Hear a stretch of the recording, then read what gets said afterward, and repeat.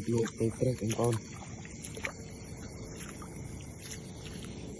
xịt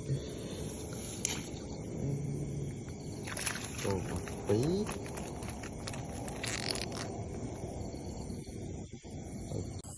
lực lộp một con tới trách cột lọp nó kia cái dầu chỗ ra cái này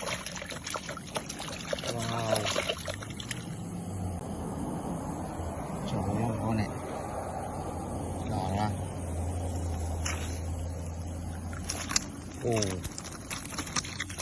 cột thùng một con cỏ nhìn một con lực lọp tới trách nên trâu lọt nữa chẳng